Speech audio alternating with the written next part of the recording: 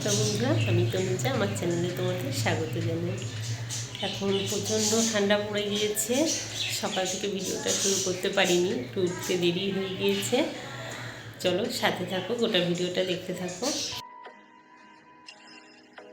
এই যে লঙ্কা গাছগুলোতে প্রচুর লঙ্কা ধরতে শুরু করেছে। এগুলো বাড়িতে যে লঙ্কা কিনে আনে তোমাদের আগেও দেখিয়েছি, সেই লঙ্কার বিচন ফেলেই হয়েছে।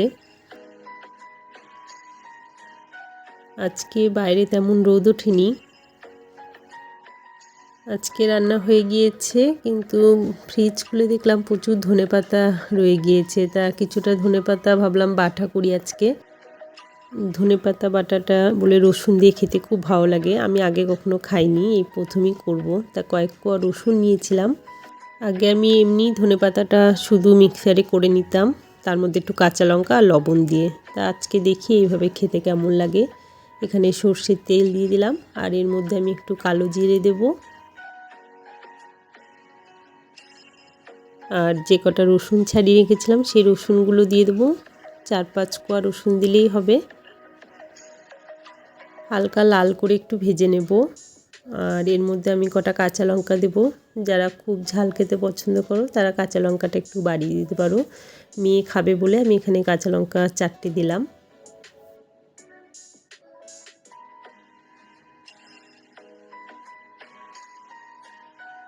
ভাজা হয়ে গিয়েছে, নামিয়ে নিয়েছি। এখন আমি ধনেপাতাটাকে পেস্ট করে নেব। যে কটা ধনেপাতা আছে দিয়ে দেবো। ধনেপাতাটাকে কিন্তু ভালো করে ধুতে হবে, নইলে অনেক সময় বালি বালি থেকে যায়, তখন খেতে ভালো লাগে না। তা আমি 4-5 বার ধনেপাতাগুলোকে ধুয়েছি।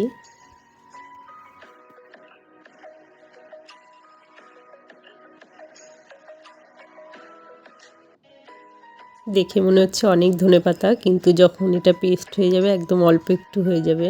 আর ধনেপাতা বাটাটা আমি খুব পছন্দ করি। আমি তরকারি সব কিছুতে এখন ধনেপাতা একটু দিই। এখানে লঙ্কা, রসুন, কালো জিরে এটা দিয়ে দিলাম। এবার এর মধ্যে আমি লবণ দেব। লবণটা তোমরা একটু বুঝে দিও, কারণ এটা একটু অল্প হয়ে যাবে, তখন লবণ কাটা যেন না হয়, তাই আমি একটু অল্পই স্বাদ মতন দিলাম।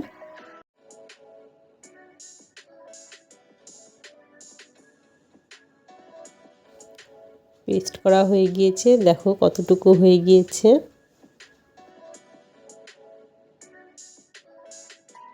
এবার এটা একটা বাটিতে ঢেলে নেব।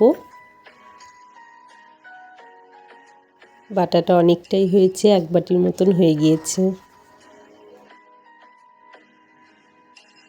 শীতকাল পড়লে একটু বাটা খেতে খুবই ভালো লাগে। শুধু ধনেপাতা বাটা না, ফুলকপির পাতা বাটা, এইসব বাটাগুলো আমার খুব প্রিয়।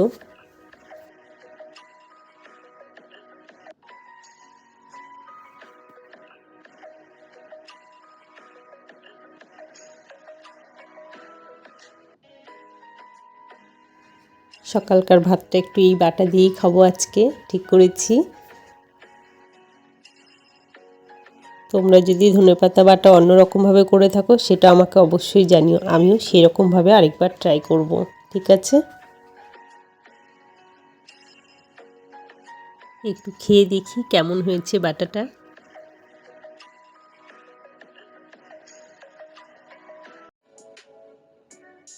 সত্যি বাটাটা খুব সুন্দর খেতে হয়েছে।